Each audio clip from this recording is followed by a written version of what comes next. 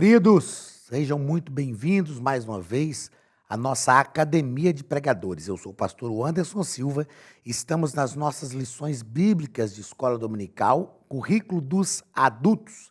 Estamos estudando o quarto trimestre de 2022, com lições comentadas pelo pastor Ezequias Soares. Estamos tratando sobre a justiça divina, a preparação do povo de Deus para os últimos dias, no livro de Ezequiel, um livro que fala de denúncias de Deus contra o pecado, mas, sobretudo, fala da restauração que Deus produziu e ainda produzirá de forma escatológica no povo de Israel. Na aula de hoje, estudaremos a lição de número 8, dia 20 de novembro de 2022. O título da nossa lição é O Bom Pastor e os pastores infiéis. O bom pastor e os pastores infiéis. Nós vamos aprender na aula de hoje que o pastor, vamos aprender sobre o pastor, sobre a ovelha, sobre rebanho, mas sobretudo vamos aprender que o pastor tratado aqui por Ezequiel não é esse pastor como nós temos hoje, na nossa igreja, um pastor que é responsável, né, pela vida eclesiástica, administrativa da igreja. Esses pastores que Deus fala aqui, nesse período do cativeiro, era a liderança política e também religiosa, porque no Antigo Testamento, essa vida política e religiosa não era desvencilhada, ela estava ligada para Deus, tudo deve. Na verdade, esta é uma visão verdadeira da espiritualidade cristã, é claro. Para Deus, tudo deve promover o reino de Deus. Para Deus não existe esse dualismo, aquilo que é espiritual e aquilo que é material, aquilo que é terreno e aquilo que é divino. A prova disso foi que Deus se encarnou, uniu o divino e o humano, para que tudo contribua para a glória do seu nome, para o crescimento do seu reino e para fortalecimento da obra de Deus na terra. Então nós vamos perceber que esses pastores aqui eram líderes políticos e religiosos que lideravam o povo de Israel. O texto áureo, evangelho escrito por João, capítulo 10 e versículo 11, onde João registra as palavras de Jesus dizendo: Eu sou o bom pastor. O bom pastor dá a sua vida pelas ovelhas. Isso está dizendo, primeiro, Jesus se intitula como o bom pastor, se declara como o bom pastor. Então, todo bom pastor deve ter na sua vida os reflexos de Cristo. E aí ele fala o que o bom pastor faz. Qual é a primeira atitude do bom pastor? Qual é a atitude primária, principal do bom pastor? Ele dá a sua vida pelas ovelhas. É algo que nós devemos refletir, principalmente nós que exercemos o ministério, a vida ministerial e vocacional. Verdade prática da nossa lição. As Escrituras revelam Deus como pastor do seu povo, mas isso se aplica também aos líderes eclesiásticos. Deus dá bons pastores ao seu povo e também remove os maus. Deus dá bons pastores, mas Deus remove os maus. Deus disse através de Jeremias ao povo de Israel: Eu vos darei pastores segundo o meu coração, que vos apacente com inteligência e com sabedoria. A Bíblia nos diz que aquele que usa de engano não permanecerá na casa do Senhor. Então, Deus é quem arranca, Deus tira, remove os maus da sua casa. Palavra-chave da nossa lição, pastor. Esta é a ideia, é a palavra-chave que vai permear toda a nossa lição. A leitura bíblica em classe está em Ezequiel, capítulo 34, versículo 1 ao versículo 12, que nos diz o seguinte: Veio a mim a palavra do Senhor dizendo: Filho do homem, profetiza contra os pastores de Israel. Profetiza e dize aos pastores: Assim diz o Senhor Jeová: Ai dos pastores de Israel que se apacentam a si mesmos. Não apacentarão os pastores as ovelhas? Comeis a gordura e vos vestis da lã e degolais o cevado, mas não apacentais as ovelhas. Aí aqui olha o que Deus vai falar. Olha as ovelhas que tinha na casa de Israel e que precisavam ser cuidadas e que esses pastores não estavam cuidando. A fraca não fortaleceste, a doente não curaste, e a quebrada não ligaste, e a desgarrada não tornaste a trazer, e a perdida não buscaste, mas dominais sobre elas com rigor e dureza. Assim se espalharam por não haver pastor, e ficaram para pasto de todas as feras do campo, porquanto se espalharam. Esse versículo aqui, ó, é fundamental para a compreensão do que a lição de hoje está nos ensinando. Deus está dizendo, olha, essas ovelhas se espalharam porque vocês não cuidaram delas. Então, os pastores, além de terem a responsabilidade individual, como nós estudamos na lição passada, eles têm a responsabilidade com o rebanho também. É isso que Deus está cobrando deles. As minhas ovelhas andam desgarradas por todos os montes e por todo o alto outeiro. Sim, as minhas ovelhas. Deus está dizendo, vocês pastoreiam, mas as ovelhas são minhas. Sim, as minhas ovelhas andam espalhadas por toda a face da terra, sem haver quem as procure, nem quem as busque. Deus está dizendo, olha, vocês estavam pastoreando, eu coloquei vocês para pastorear, eu dei a vocês os recursos para pastorear as minhas ovelhas. Ou seja, vocês líderes de Israel estavam liderando com todos os recursos disponíveis que eu forneci. E vocês não lideraram com sabedoria, deixaram as ovelhas se dispersarem e não buscaram essas ovelhas. E Deus continua, portanto, ó pastores, ouvi a palavra do Senhor. Vivo eu, mais uma vez a gente vê o Senhor declarando pela sua própria vida. Vivo eu, diz o Senhor Jeová, visto que as minhas ovelhas foram entregues à rapina e vieram a servir de pasto a todas as feras do campo, por falta de pastor, e os meus pastores não procuraram as minhas ovelhas, pois se apacentam a si mesmos e não apacentam as minhas ovelhas, portanto, ó pastores, ouvi a palavra do Senhor. Assim diz o Senhor Jeová, eis que estou contra os pastores e demandarei as minhas ovelhas da sua mão, e eles deixarão de apacentar as ovelhas, e não se apacentarão mais a si mesmos, e livrarei as minhas ovelhas da sua boca, e lhes não servirão mais de pasto. Porque assim diz o Senhor Jeová, eis que eu mesmo procurarei as minhas ovelhas e as buscarei. Como o pastor busca o seu rebanho no dia em que está no meio de suas ovelhas dispersas, assim buscarei as minhas ovelhas e as farei voltar de todos os lugares por onde andam espalhadas no dia de nuvens e de escuridão. Então nós vamos perceber que Deus está dizendo assim, olha, eu coloquei vocês para liderarem o meu povo, dei todos os recursos necessários, estavam disponíveis a vocês. Vocês não lideraram como deveriam. Permitiram as ovelhas ficarem dispersas. Não foram atrás dessas ovelhas, porque vocês estão apacentando a si mesmos. Mas eu vou fazer uma coisa.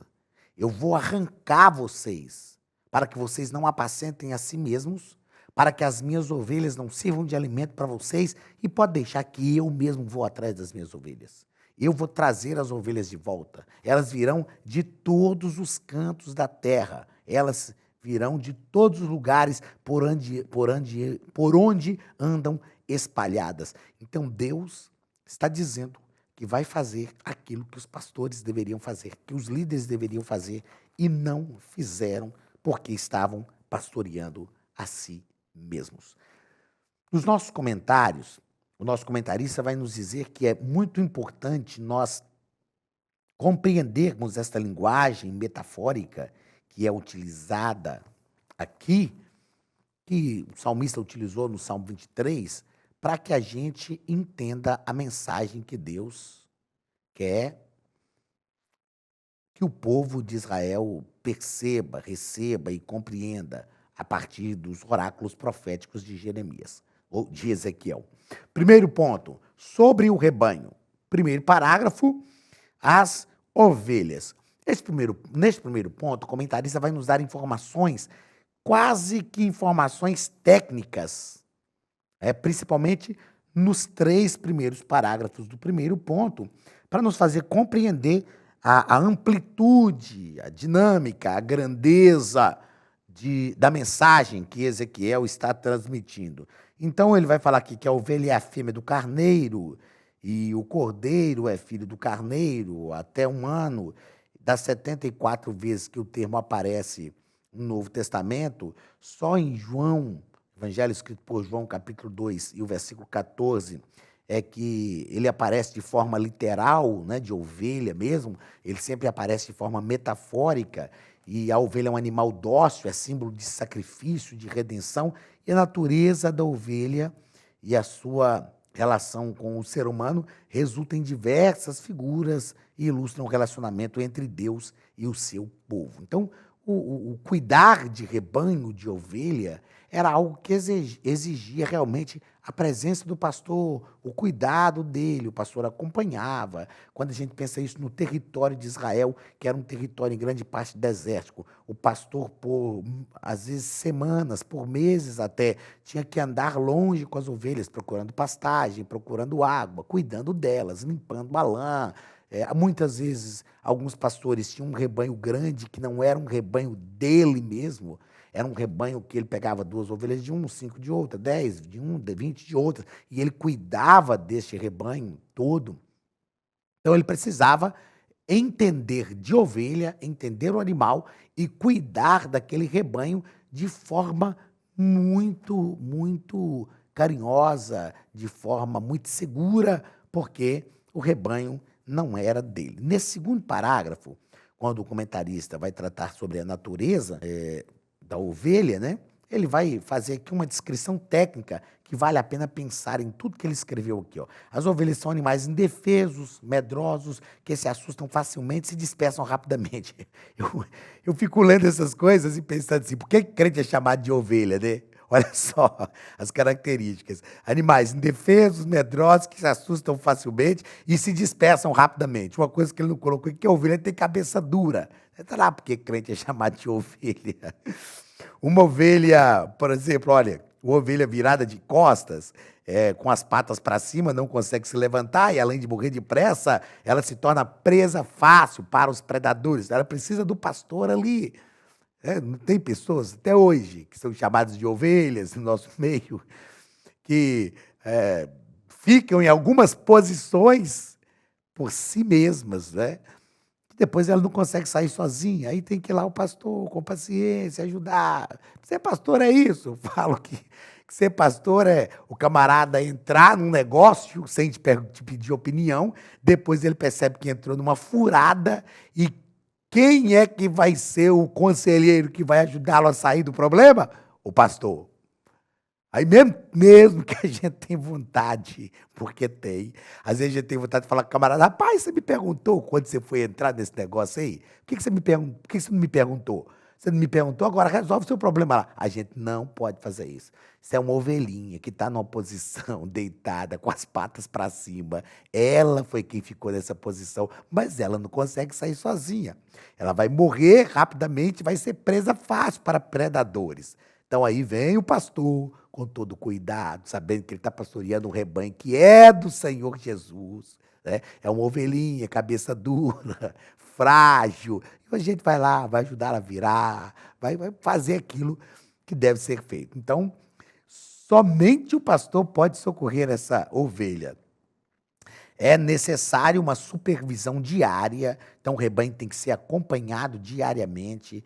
As ovelhas não cuidam de si mesmas. Olha, aqui são descrições técnicas que o nosso comentarista coloca, e eu achei isso muito engraçado, porque eu vou lendo isso aqui e pensando em crente, gente, pensando em crente. E aí, crente, realmente o crente é ovelha. Realmente o crente é ovelha. As ovelhas não cuidam de si mesmas. Elas exigem atenção continuada de dia e de noite, sobre diversos aspectos.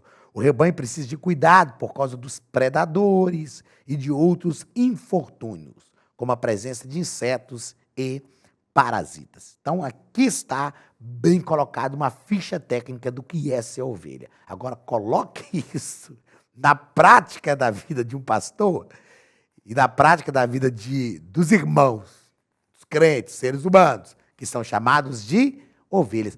Não haveria uma metáfora melhor. Não haveria uma metáfora melhor. Meu Deus do céu. Isso aqui até nos ajuda, né? Todos os que pastoreiam, que trabalham no aconselhamento pastoral, isso aqui nos ajuda. Fala, irmão, quando vier, já olha para aquele irmão e fala, seu ovelha, se eu não ajudar esse coitado dessa ovelha que está virada, ela vai morrer. Ajuda. O pastor tem que ter paciência, tem que ter um cuidado, sabedoria, tem que ter um tato muito grande, inteligência. É por isso que Deus fala através de Jeremias, eu vos darei pastores segundo o meu coração, que vos apacentem com sabedoria e inteligência. Não é fácil, irmão. Lidar com o rebanho, com a ovelha, não é fácil. A Academia de Pregadores tem um recado para você. Olá, queridos alunos e alunas da Academia de Pregadores, que bom ter você conosco neste momento tão especial. Estamos aqui para apresentar a nova plataforma da Academia de Pregadores, que foi construída ao longo dos últimos meses com muito carinho, um grande investimento, para levar até você não somente um conteúdo de excelência, mas também tecnologia de ponta. Veja comigo. Os cursos estão organizados por trilhas na página principal. Aqui você encontra sugestões, lançamentos, temas específicos e outras categorias.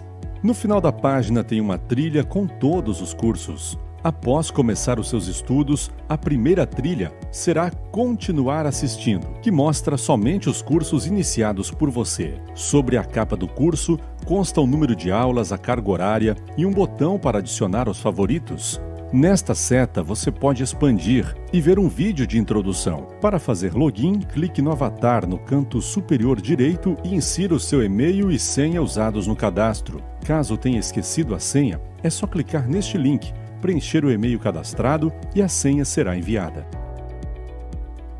No canto superior esquerdo fica o novo menu do portal. Ao abrir um curso pela primeira vez, você vê as informações do curso e do professor. E na lateral, ou logo abaixo, se for no celular, está a lista de módulos e aulas. Algumas aulas iniciais podem ser grátis e qualquer pessoa que fizer um cadastro rápido pode assistir. Após se matricular, aqui você vê as aulas concluídas, aulas liberadas ou agendadas. Você pode adicionar os favoritos, dar uma nota ao curso e acompanhar o seu progresso.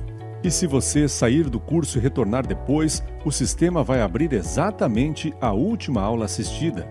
Se estiver no computador, use esta seta para ampliar a tela. Logo abaixo da videoaula você encontra os links para baixar anexos, como áudio e apostilas. E neste campo em branco, pode fazer as suas anotações enquanto assiste. Depois é só imprimir ou salvar. Quando terminar o curso, clique no botão Emitir meu certificado e ele será gerado automaticamente no mesmo instante e sem custo. Clicando no avatar, você tem acesso ao seu perfil e histórico de pagamento. Em Meus Cartões, pode adicionar um novo cartão de crédito para fazer o pagamento do seu plano. Se você já era nosso aluno e seu cartão não aparece aqui, adicione um cartão na nova plataforma. Então aproveite as novidades e clique em Assine Agora. Escolha um dos planos, venha para a Academia de Pregadores, a maior escola bíblica online do Brasil.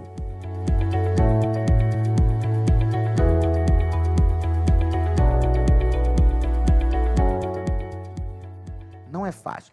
Outra definição técnica que o nosso comentarista vai colocar aqui é o terceiro parágrafo do primeiro ponto, onde ele vai tratar sobre o rebanho. Que é o rebanho? O povo de Israel e a igreja são identificados diversas vezes na Bíblia como o rebanho. O rebanho é o ajuntamento de muitas ovelhas. Olha só, se na descrição de ovelhas a gente vai entender o que é uma ovelha, agora você imagine esse monte de ovelhinha, tudo reunida. Que dor de cabeça que não dá para o pastor. Mas é o rebanho. E que Deus faça com que nós tenhamos o mesmo espírito que estava sobre Davi, pastoreando o rebanho do pai dele. Chegou lá um urso, um leão para tomar uma ovelha, falou: não, não, meu amigo, isso aqui é a ovelha do rebanho do papai. Desse rebanho você não leva nenhuma. E ele lutou com o urso. A Bíblia não fala se era uma ovelha boa de lã ou não, se era uma ovelha boa de leite ou não, se era uma ovelha arisca, que fugia muito do aprisco, que dava muito trabalho, né? Tem gente que fala: não, irmão, deixa levar essa ovelha aí. É assim, vamos virar para o outro lado e fazer de conta que a gente não está vendo, e deixa o leão levar, deixa o urso levar, porque essa ovelha dá trabalho demais. Não deixa, irmão, não deixa levar. Lute com o leão, com o urso, preserve a vida da ovelha. Por quê? Ela é do rebanho do Senhor. Nós, como líderes, só pastoreamos um rebanho que o Senhor nos confiou, mas nós vamos prestar conta dessas ovelhas. Nós não podemos ser como esses pastores de Israel, que eram irresponsáveis, eles pastoreavam a si mesmos, ao invés de pastorear o rebanho. Então, o que é o rebanho? É o povo de Israel e a igreja do Senhor Jesus, esse monte de ovelha reunida.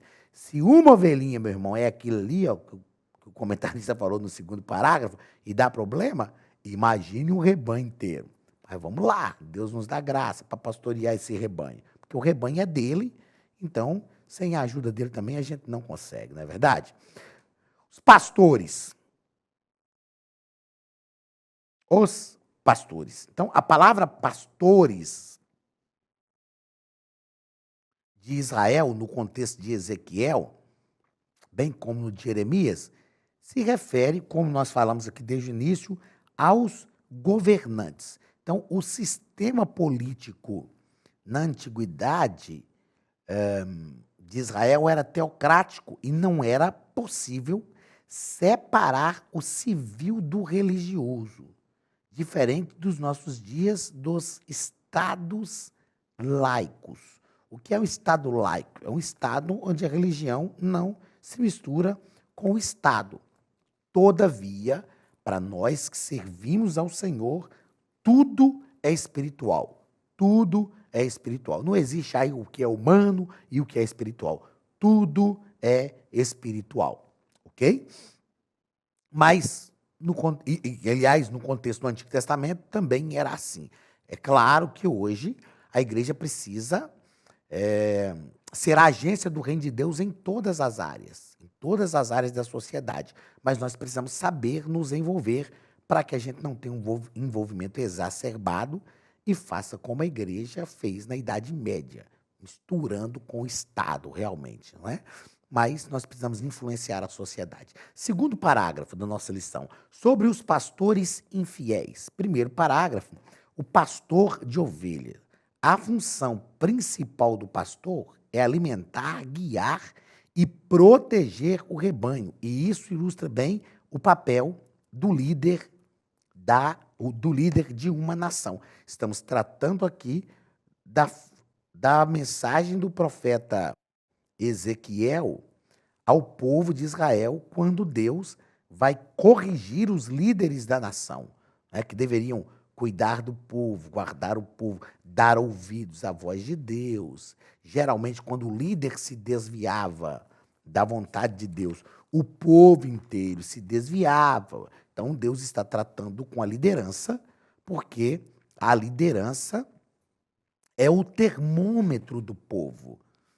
Os líderes de Israel, contemporâneos de Ezequiel, se desviaram de suas funções, se desviaram da presença de Deus. Eles deveriam levar o povo à presença de Deus. Quando nós estudamos a história de Israel, nós vamos perceber que toda vez que o rei era piedoso, o povo se voltava para Deus.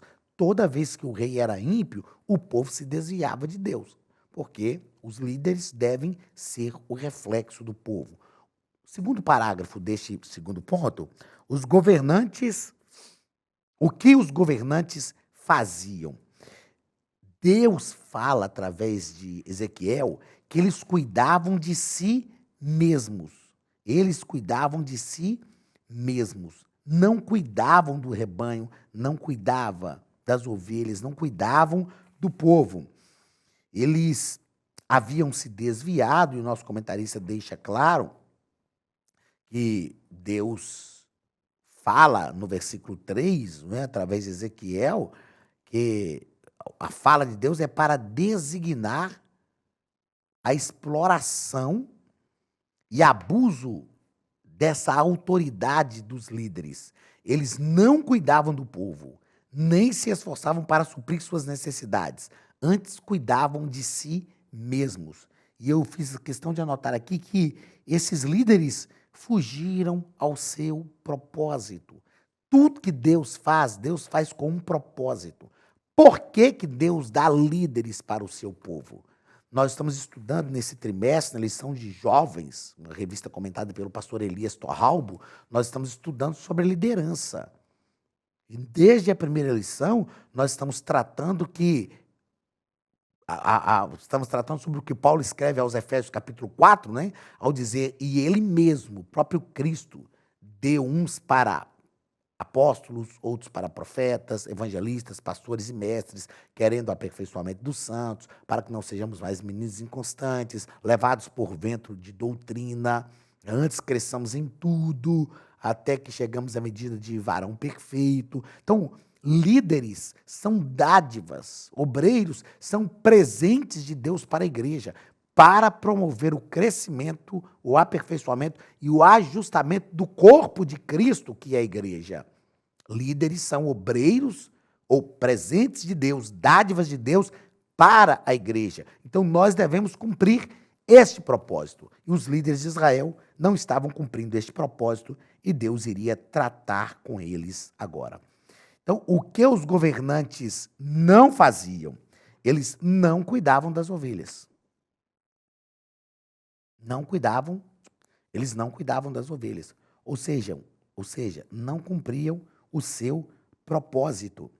Deus usa uma linguagem metafórica e revela o estado de miséria da população de Jerusalém, no versículo 4, fala, a ovelha fraca vocês não fortaleceram, a doente vocês não curaram, a quebrada vocês não ligaram, vocês não cuidaram dos ossos daquela que quebrou, a desgarrada não tornaste a trazer, e a perdida não buscaste, mas dominai sobre ela com rigor. E essa linguagem metafórica revela o estado de miséria da população de Jerusalém. E os líderes não estavam nem aí para este povo, não cuidavam deles, não se posicionavam diante de Deus. Então, além de não cuidar de si mesmos, eles não cuidavam também do rebanho de Deus. Então, eles se corromperam, permitiram o povo se corromper, porque eles eram responsáveis por chamar o povo ao arrependimento, não se arrependeram, não promoveram o arrependimento do povo e viviam às custas deste povo, explorando este povo e pastoreando a si mesmos. O quarto parágrafo do segundo ponto, as ovelhas dispersas. Ezequiel dirige esses oráculos divinos à casa de Judá, mas a mensagem diz respeito a todos os filhos de Israel. Lembremos aqui a todos que estavam dispersos. Lembremos que o reino do norte já tinha ido para o cativeiro, levado pela Assíria. Então a mensagem diz respeito a todas as ovelhas, a todo o povo de Deus que estava disperso. Eu fiz questão de anotar aqui que era a responsabilidade dos líderes conduzir as ovelhas de Israel ao relacionamento com Deus. Eles precisavam fazer isso. Como líderes da igreja do Senhor Jesus, e nós devemos aplicar essa mensagem à nossa vida hoje, nós devemos promover no meio do povo o relacionamento com Deus. A partir daquilo que nós somos, a partir do nosso relacionamento com Deus, nós devemos conduzir o povo. Nós precisamos estar à frente. Eu nunca me esqueço de uma frase que eu ouvi de um pastor amigo meu, pastor Jander Magalhães. Ele me disse que a frase não é dele também, só que como eu não sei de quem é a frase, eu sempre me refiro a ele. Ele disse assim, olha, sobre liderança, se a liderança corre, a igreja anda. Se a liderança anda, a igreja para. Se a liderança para, a igreja senta. Se a liderança senta, a igreja deita. Se a liderança deita, a igreja dorme. Se a liderança dorme, a igreja morre. Como líderes, nós precisamos estar à frente do povo. conduzindo o povo, chamando o povo. É o que Moisés fazia. Subia ao monte e falava com o povo, chega para cá. É o que Moisés fazia. Ele ia à frente, tocava no mar, o mar se abria, o povo passava. E ele esperava até o último israelita passar. A liderança deve ser isso, o pastoreio deve ser isso. Estar à frente do povo e os conduzir a um relacionamento com Deus que nós mesmos já conhecemos, porque nos relacionamos. Terceiro ponto da lição. Sobre o bom pastor. Primeiro parágrafo, a reação divina contra os maus pastores. O próprio Deus diz que eles não visitaram as ovelhas no sentido de cuidar delas. Aí Deus diz, vocês não visitaram. Agora é Deus quem vai visitar esses maus pastores. Meu Deus do céu. Agora é Deus quem vai visitar esses maus pastores. Deus está dizendo, vocês não fizeram aquilo que deveriam, vocês não visitaram as minhas ovelhas, mas agora eu vou visitar vocês. E é claro que essa visita de Deus não é para sentar, para bater um papo agradável, não, essa visita de Deus é para arguí-los, para dizer, olha, o que vocês fizeram? Essa justiça de Deus é como, essa visita de Deus é como aquela visita do Senhor que dá talentos e depois ele vem, o que vocês fizeram com os talentos que eu dei? Essa visita de Deus seria uma visita de uma conversa séria, de uma reunião para ajustar as coisas. E esses pastores seriam visitados por Deus e seriam cobrados por Deus por eles não cumprirem o seu propósito. Segundo parágrafo do terceiro ponto, Jesus, o bom pastor. O nosso comentarista deixa claro que o Senhor Jesus está congregando de todas as nações as ovelhas do seu redil. E é claro que em todos os aspectos nós estamos tratando disso aqui. Primariamente, estamos tratando desse aspecto do retorno. Nós vamos estudar isso em algumas lições para frente. Nós vamos tratar do sionismo, que é o retorno do povo de Israel para Sião, que já está acontecendo há alguns anos, há algumas décadas, continua acontecendo. Deus está congregando as suas ovelhas de volta. Quando nós tratamos de Israel mesmo, da nação de Israel, que é o contexto primário de Ezequiel. Mas é claro que, como nós falamos aqui desde as primeiras aulas, todos os oráculos proféticos têm também um cenário escatológico para o futuro. Isso vai acontecer com a nação de Israel e hoje acontece também com todos aqueles que recebem a Cristo como Salvador. As ovelhas perdidas que estão espalhadas pelo mundo inteiro, que encontram-se com Cristo e são arrebanhadas de volta para o seu rebanho. Último ponto da nossa lição, o pastor cristão. E o nosso comentarista diz que o Senhor Jesus concedeu pastores à igreja para o aperfeiçoamento dos crentes e a edificação do corpo de Cristo. Então, por que o Senhor Jesus concedeu pastores à sua igreja? Para o aperfeiçoamento dos crentes e para a edificação do corpo de Cristo. Obreiros são dádivas que Deus dá à igreja para promover o aperfeiçoamento, o ajustamento, o crescimento do corpo de Cristo, que é a igreja do Senhor Jesus. Entendamos que, como obreiros, nós somos presentes que Deus dá para a igreja a fim de promover o aperfeiçoamento da igreja. Quando nós não entendemos isto e passamos a exercer o ministério em função de vantagens pessoais, nós falhamos e nos colocamos numa posição onde nós seremos arguidos por Deus, chamados por Deus para prestar contas. Eu sempre digo, quando ministro, principalmente para obreiros, e é uma área que eu amo ministrar, é que nós somos privilegiados. Ser chamado por Deus para o santo ministério é um privilégio, gente. É um privilégio. É uma escolha de Deus. A Bíblia diz que Deus não faz acepção de pessoas, e não faz mesmo para salvar. Mas para a vida ministerial, Deus escolhe, Deus seleciona. Nós fomos escolhidos por Deus para a vida ministerial e isso é um privilégio. Nós precisamos entender o propósito disso, precisamos entender qual é o nosso trabalho nisso. Sobretudo, precisamos ter a consciência que só podemos responder positivamente a esse chamado se formos dependentes de Deus, se estivermos em Cristo, porque é na nossa comunhão com Cristo que nós recebemos tudo que é necessário para o desenvolvimento do ministério. Só assim realmente conseguimos ser ferramentas de Deus para a sua igreja, abençoarmos o povo e cumprirmos o nosso ministério com excelência. Que eu e você aprendamos ou tenhamos aprendido com esta lição que para ser bom pastor é tão somente cumprir o nosso chamado, dependendo de Cristo e com a ajuda do Espírito Santo. Para ser mau pastor, é só começarmos a relaxar, é só começarmos a fazer a obra de Deus de forma desprezível.